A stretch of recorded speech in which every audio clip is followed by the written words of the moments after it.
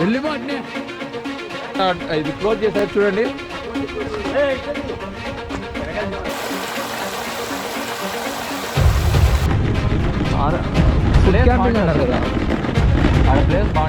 ఈ యొక్క శివలింగము ఎవరు ప్రతిష్ఠించారు అని చెప్పేసి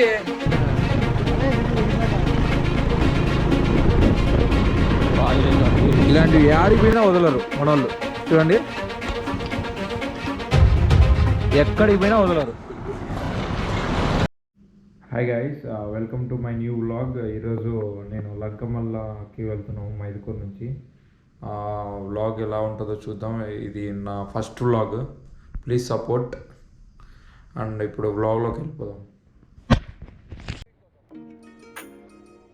గైస్, టైం వాజ్ ఆల్మోస్ట్ 12 అయిందండి. ఇప్పుడే మైదుకూరు నుంచి లంకమల్లకి స్టార్ట్ అయ్యాము.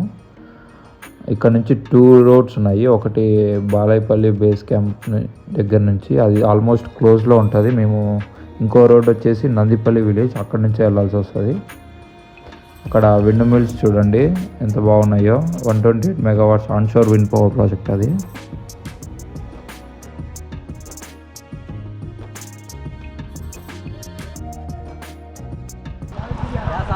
గైస్, ఇక్కడైతే క్లోజ్ చేశారు, చూద్దాం. ఇది ఒక రూట్, ఫస్ట్ రూట్. ఇది మామూలుగా ఫారెస్ట్.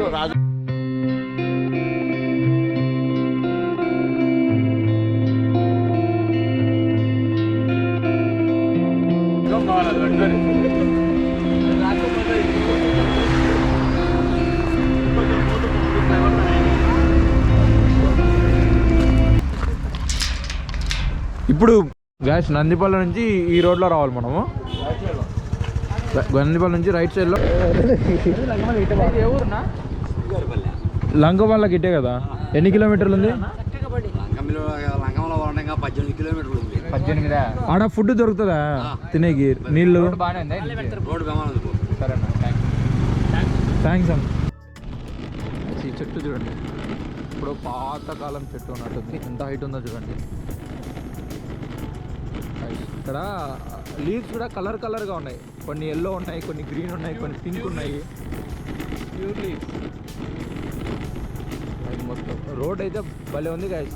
మైదుకూరు దగ్గరలో ఇంత మంచి అడవి ఉందని మేము ఇప్పుడే ఫస్ట్ టైం తెలిసింది మాకు. సో మీకు మొత్తం అక్కడ ఎలా ఉందో ఎక్స్పీరియన్స్ మొత్తం మీకు చూపిస్తాను.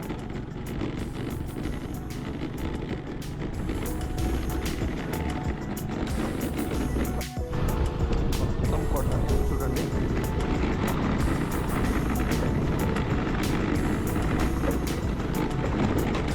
రోడ్ ఉంటే బాగుంది. వావ్,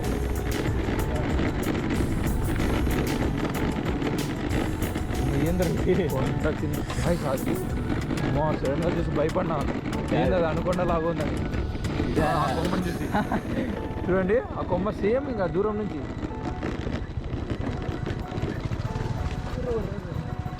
ఇది ఎంట్రన్స్ మేబీ, ఇది entrance check post base camp అంట. తిరుగుతాం నైస్ బ్రో. తిరుగుతుందా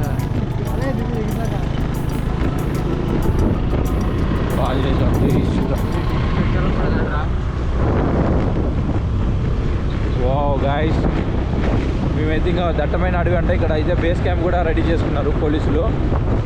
మాకు వచ్చిన న్యూస్ ప్రకారం ఏంటంటే నిన్న చిరుత సంచరించిందని ఇక్కడ టాక్. అది నిజమో చూడండి ఎట్టుందో. రే తిప్పరా ఎన్నికి పోదాం. తిప్పి ఎన్నికి పోదాం, వద్దులే.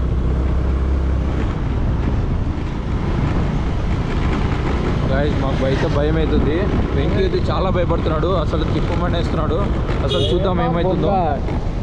చీల్చడం వెకిల్ చెప్తానులే ముందే. ఇట్లా పెట్టి ఒకటి ఇస్తా దానికి, తిరిగి కళ్ళు తిరిగి పడిపోతుంది అంటే. ఇక్కడ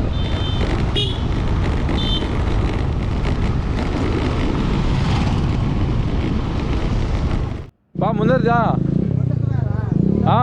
ఇప్పుడే రీచ్ అయ్యాము. ఇక్కడ నుంచి బైక్స్ అలో లేవు. ఇక్కడే పార్క్ చేసి నడుచుకుంటూ వెళ్ళాలి. ఇక్కడ బైక్స్ పార్క్ చేసి ముందరికి వెళ్ళాలి. ఓం నమ శివాయ. వ్యూ చూడండి ఎంత బాగుందో. నమస్తే సార్. ఇంకా ఇది ఒకటేనా చూసేకి? ఇంకా ఏముంది? వాటర్ ఫాల్స్ ఉన్నాయి లోపలికి పోతే. ఎంత దూరమో? ఇది 3 కిలోమీటర్ పోవాలా. 3 కిలోమీటర్ నడుచుకుంటా పోవాలా? నడుచుకుంటా పోవాల్సింది. 3 ఇప్పుడు లేదా ఇప్పుడు లేదా మీరు చూడాల్సింది అదే అదేనా చూడాల్సింది అక్కడే. ఇది గుడి గుడి ఇది ఒకటే గుడి. ఇదే అంట గుడి, చూద్దాము. ఇది ఒకటే ఉంది అంట గుడి. ఇక్కడ నుంచి 3 కిలోమీటర్స్లో ఒక వాటర్ ఫాల్ ఉందంట, అది కూడా చూద్దాం. రాత్రిపూట ఉండరు ఇక్కడ అయితే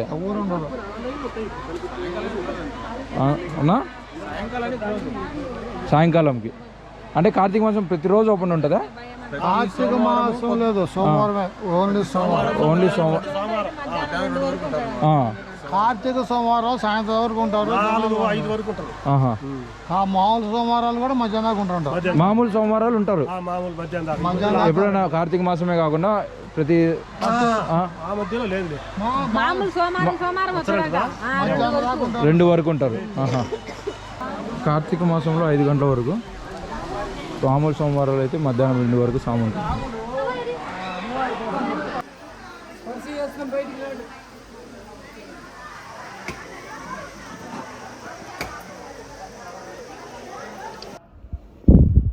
స్వామీజీ గుడి యొక్క చరిత్ర చెప్తా అన్నాడు, వెయిట్ చేస్తున్నాము, చూద్దాం ఏం చెప్తాడో.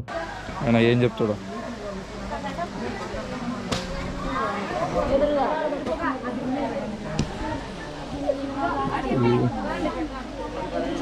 శివాయ నమ శివాయ ఓం నమః.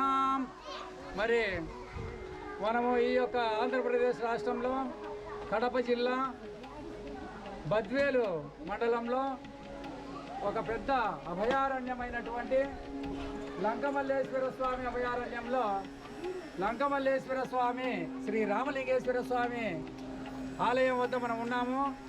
మరి ఈరోజు శ్రీ శోభకృతునామ సంవత్సరం దక్షిణాయనం శరదృతువు కార్తీక మాసము చివరి సోమవారం అయినటువంటి ఈరోజు మనం అందరము కూడా భక్తాదులందరూ కూడా ఇక్కడ ఈ గుడి దగ్గర ఉన్నాము. మరి ఇక్కడికి వచ్చిన సందర్శకులందరూ కూడా ఒక సందేహాన్ని వ్యక్తం చేస్తూ ఉన్నారు. మరి ఈ సందేహం ఏమిటి అంటే, ఈ యొక్క శివలింగము ఎవరు ప్రతిష్ఠించారు అని చెప్పేసి అని అందరికీ కూడా ఒక సందేహం ఉంది.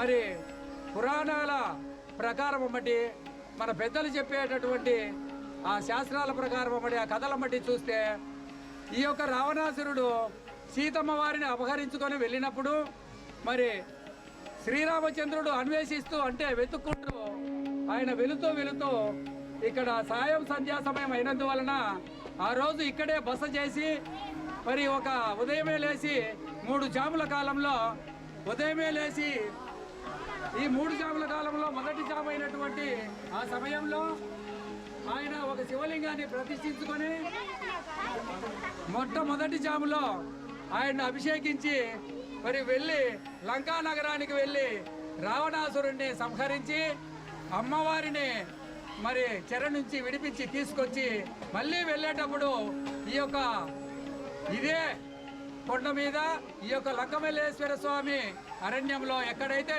ఈ యొక్క శివలింగ ప్రతిష్ఠ జరిగిందో అక్కడ అమ్మవారితో సహా బిందె సేవ చేసి తరువాత మరి ఇక్కడ ఈ అమ్మవారితో వెళ్ళి అయోధ్య నగరంలో మరి సుఖశాంతులతో ఉన్నట్లుగా ఈ యొక్క చరిత్ర చెప్తూ ఉంది. మరి దీన్ని బట్టి ప్రతి ఒక్కరూ కూడా ఒకటి అర్థం చేసుకోవాలి, ఇది చాలా పురాతనమైనటువంటి గుడిగా మనకు తెలుస్తూ ఉంది. కృతయుగంలో షట్చక్రవర్తుల పరిపాలన తరువాత మరి నెక్స్ట్ త్రేతాయుగమైనటువంటి ఆ యొక్క త్రేతాయుగంలో రాముడు అనుభవించిన కష్టాలు అయితే ఏమి, ఆయన సుపరిపాలన అయితే ఏమి, అన్నదమ్ములతో కానీ భార్యతో ఎలా ఉండాలి, తల్లిదండ్రులను ఎలా చూసుకోవాలి, సమాజంలో ఏ విధంగా మనం వెలగాలి, ఒక రాజుగా ఏ విధంగా మనము ప్రజలకు సేవ చేయాలి అనేటటువంటి ప్రతి ఒక్క విషయాన్ని శ్రీరామచంద్రుడు ఒక మానవమూర్తిగా అవతరించి మనకు సన్మార్గాన్ని ఇచ్చి ఆ యొక్క మార్గంలో నడిపించినటువంటి ఒక పెద్ద విష్ణుమూర్తిగా మనం అర్థం చేసుకోవాలి. ఎవరు తెలుసుకుంటారు? ఇందాక మనం చూసిన గుడి అదే, ఇదే వాటర్ ఫాల్.